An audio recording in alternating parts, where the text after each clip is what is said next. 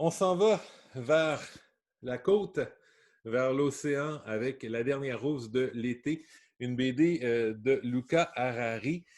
Luca Harari, donc, c'est chez Sarbacane, un nom qu'on connaît déjà, qui va faire du bon matériel. Une deuxième BD donc, qui était quand même assez attendue de ce côté. Et déjà d'emblée, on se retrouve dans. J'ai l'impression ce qui frappe, en fait, disons-le comme ça, ce qui frappe avec cette BD-là, c'est les décors, c'est l'ambiance, c'est la couleur.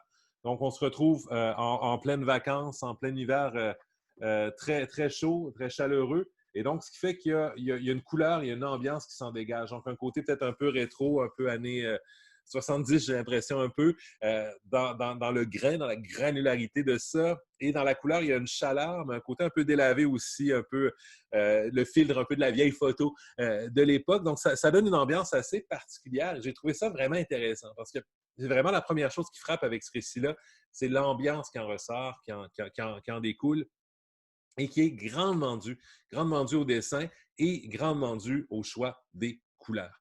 Donc, on se retrouve en fait côté récit, un peu thriller, polar, donc un type qui, pour une raison X, croise un cousin qu'il n'avait pas vu depuis très longtemps.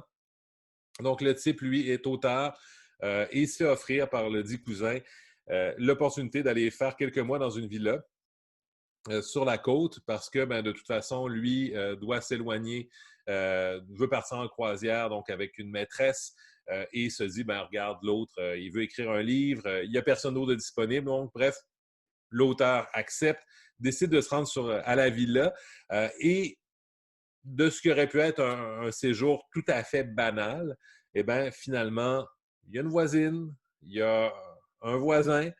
On ne sait pas exactement au départ quelle est leur dynamique, donc entre la jeune fille et un homme qui aurait l'âge d'être son père.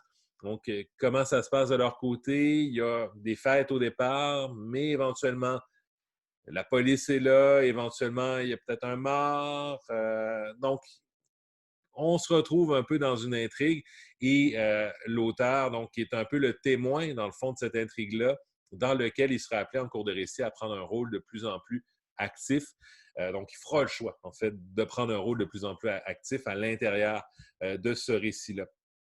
Donc, en soi, c'est certain qu'on se retrouve avec une situation où on suit un héros, au bout du compte, qui n'a pas, lui, une grande complexité. Dans le fond, il est là, il est le témoin, il choisit éventuellement de s'impliquer, de s'engager dans le récit, il n'a pas d'arrière-pensée particulière, il n'y a pas de passé un peu sombre, il n'y a pas d'implication directe à l'intérieur de l'histoire.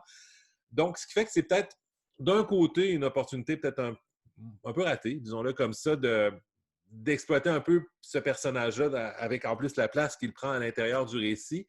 Mais de l'autre, ça a le bénéfice de nous offrir quand même un récit qui est assez linéaire et de laisser surtout beaucoup de place justement à l'ambiance, beaucoup de place au visuel, beaucoup de place à la mer, au soleil, à la plage, à ces vacances-là et au final à un récit qui va beaucoup passer justement par cette ambiance-là pour nous amener vers un esprit un peu polar.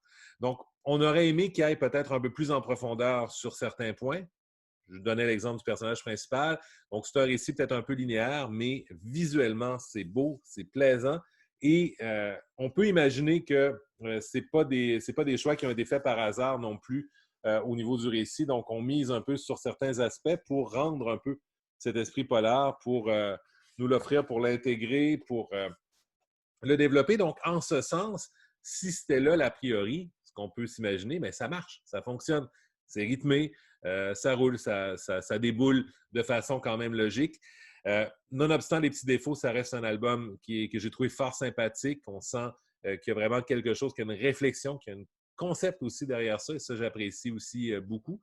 Donc, si une intrigue peut-être un peu plus mince, mais avec une ambiance qui est forte, un visuel qui est vraiment agréable. Si c'est quelque chose qui vous attire, qui vous intéresse, cette dernière rose de l'été de Luca Harari peut être, il va sans dire, une belle option. Donc, c'est de Luca Harari, je le rappelle, la dernière rose de l'été, et c'est chez Sarbacane.